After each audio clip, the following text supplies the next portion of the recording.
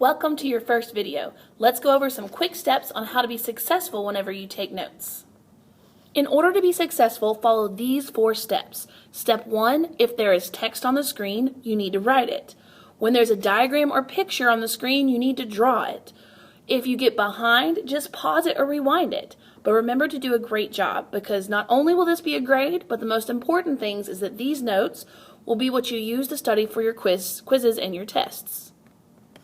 So let's start out with a quick review. Remember that the sun heats the earth, but it doesn't do it evenly. So take a look at this picture and draw it.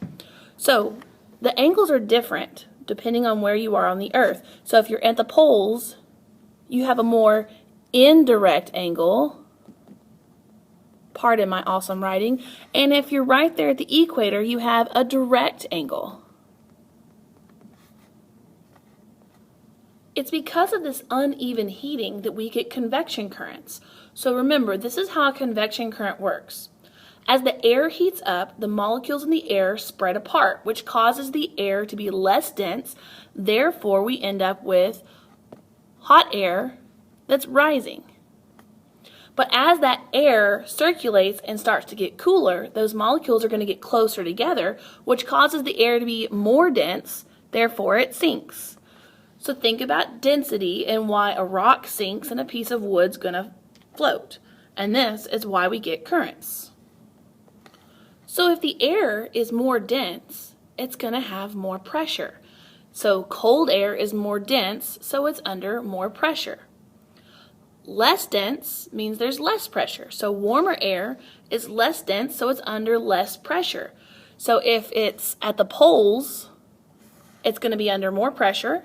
And if it's at the equator, it's going to be under less pressure. So here's my more sign and here's my less than sign. And it's the changes in this pressure that actually causes our wind.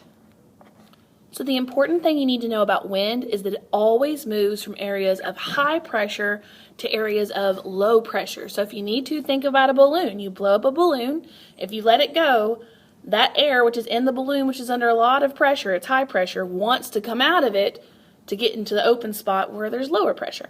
So water and air move in specific ways depending on the hemisphere that you live in. If you live in the northern hemisphere, everything's going to move to the right or clockwise. If you live in the southern hemisphere, everything's going to move to the left or counterclockwise. And this is what's known as the Coriolis effect.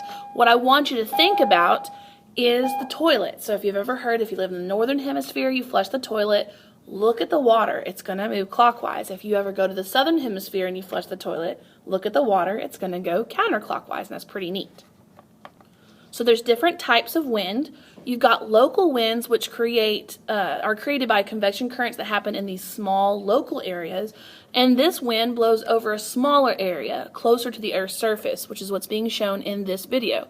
Or sorry, not the video, in this picture.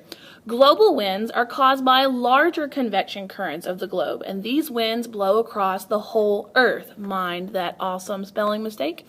And remember, pause this, guys, draw these pictures. These are great pictures to have, and I'll be looking for it. So here's our last slide. Let's talk really quickly about ocean currents. So there's streams of water in the ocean, and they move in these regular patterns that are shown in this picture. Ocean currents act very similar to the air currents, which is what we've been talking about, convection currents in the air. This is just convection currents in the water. And this heat is going to be carried by the currents. Now we have 2 different currents. We have the red currents, which are warm currents that start in that tropic zone around the equator where the sun's hitting it at a direct angle, so it's getting more heat. Then we have our cold currents, which are our blue ones here, that start in the polar zones where the sun's hit it at an indirect angle, so they're cooler. They don't get as much heat. And just know that the Gulf Stream is the most popular, again, little bitty mistake, is the most popular warm current, and it makes Europe have mild weather instead of freezing weather.